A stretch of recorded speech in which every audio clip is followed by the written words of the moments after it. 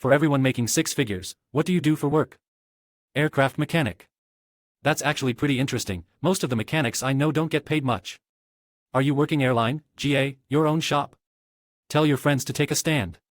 The reason pilots make so much more than us is because they're unified, unionized, and not afraid to demand better pay. Most mechanics are starting to ask for better pay now, with the industry the way it is, and they're getting it. My last shop had all the mechanics sit down with the DOM and regional vice president, and they did their homework and presented a good argument. They all got over 30% raises and more time off. Crane operator in the oil industry. Easiest job I've ever had. $3,000 to get your NCCO and $6,500 to get your CDL. I work 12-hour days but only on the crane 1 to 1.5 hours a shift. The other 10.5 to 11 hours is spent sleeping, playing Xbox, watching movies, etc. Yeah, my dad is a crane operator, too. 6 figures in his salary alone, but also gets $150 per DM, since he has to live in whichever city his crane is, and his crane is nowhere near his state of residency. There, I fixed it, y'all, lol. It's a great gig considering you only have to marry your crane and live with your crane wife. This guy Decembrists. Software developer. To answer another commenter's question, I usually work 30 to 40 hours a week.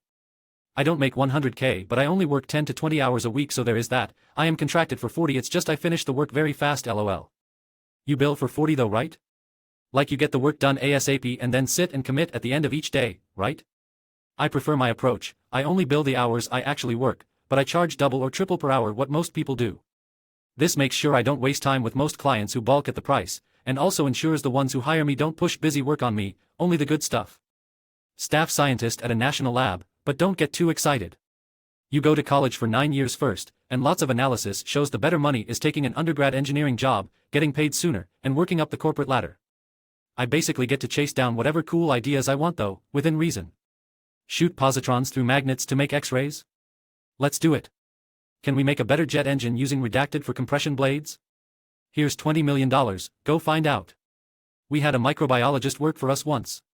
Needed the money, and he said it takes a solid 10 years tenure in his field before he could match the energy sector, but would triple it by the second decade.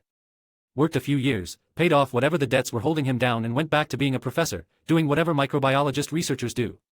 Odd duck, but very intelligent. And very enlightening when he explained just how intelligent the smart people be. The stuff they can figure out with just some ice cores and combining analytical and deductive reasoning. Work in the trades. Many of my buddies who are electricians, plumbers and HVAC all make 6+ figures with zero student loan debt. Not too bad. Making 6 figures from a company versus 6 figures for yourself is very different. For yourself, weekend quotes, call back to fix issues for past customers, overheads, no super, insurances, no chance of taking 4 weeks paid annual leave a year. Agreed. But the earning potential, lifestyle and workload are all things you can control with owning your own business. Not worth it, I've done both. Work for a company now, 38 hours a week in the oil and gas. Take less money now but home at 3 p.m. and turn my work phone off. Everyone is different though. Life's hard enough. Make reports from databases, mostly. That and related analysis, helping users use the software, help design how well configure software, test it, etc. Data analyst by any chance? Sounds like what the analysts at my company do, but they get paid significantly less than me, and I'm not even close to 6 figures. Plenty of data analysts make 6 figures.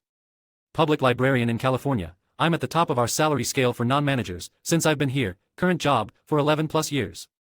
Gross salary is right around $100,000 plus full benefits and a pension. And I actually enjoy the work, too. 100K as a librarian? Wow. In California. Factoring in COL, that's probably an appropriate salary given their experience. I clean houses. During my days of dusting and clean rich people's toilets, I pull out my phone and tell people I make 6 figures. Do you have your own small cleaning business or you work for a cleaning company? For a company, usually around this time of year it's the, oh, I've got family coming over and I don't want them seeing the spot around the front of the dishwasher, too lazy to do more than throw some Comet in the toilet, moldy showers. Fridge shelves are all stained, think someone leaves ground meat in it, then go on vacation so it bleeds. Just the slightly more than usual disgusting stuff the suburbs doesn't want to go. Everything I'm describing sounds humdrum, it isn't. I recall someone who had caked on grease under 2 electric grills on one of his kitchen counters that looked like they had never been lifted up in years. I work in an industry where AI will soon be doing all of my work. And no one will care. They will still be entertained. And at some point you will not know the difference. Stunt performer. Hooper was my favorite movie as a child and I thought I would grow up to be a guy running through glass while on fire for other people's amusement. You are appreciated. People will care. It's like fake explosions. There's no trick without the stakes. Truck driver, specifically fuel transport and delivery. Average around 150K a year, but can get into the low 200s if I was willing to do FIFO work. What is FIFO? As a chef, that means first in first out in my industry.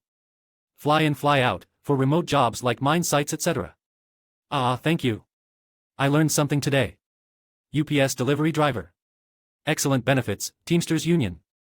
I knew a guy in college who drove for UPS and loved it for exactly those reasons.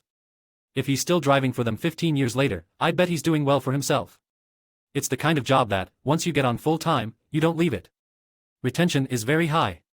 Yeah, it's physically demanding sometimes and lots of driving, but it's a damn good job. I'm a cloud infrastructure manager, but since no one knows what that is, I just say I'm a technical project manager. I'm 33 and I've been doing this for about 4 years. I started making a bit over $60,000 per year as a junior project manager and I've had 2 promotions at this point. Currently work in the financial services sector in a Fortune 500 company. Completely remote.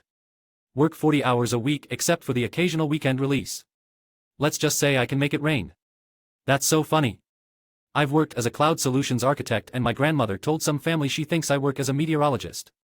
I'm 7 figures in my currency, but 6 if converted to USD. I'm a non-techie in the tech industry, so basically a fuck ton of meetings. Sometimes I scribble boxes and arrows. There's the guys at the top that make all the money. Then there's the guys at the bottom that do all the work. Then there's 37 layers of shit that have meetings about emails and then send emails about meetings. I'm second rung up in the 37 layers of shit. Not quite 6 figures, but we're getting there. My best friend is a senior underwriter for Chase Bank. He makes about $115,000. What's really a slap in the tits is he's a high school dropout. It seems like there is a lot of room to grow at a bank. A friend started an entry-level job at a local bank and a few years later got hired by a mortgage broker and made $750,000 in 2021. They're having a bad year now and only making $200,000. Wild.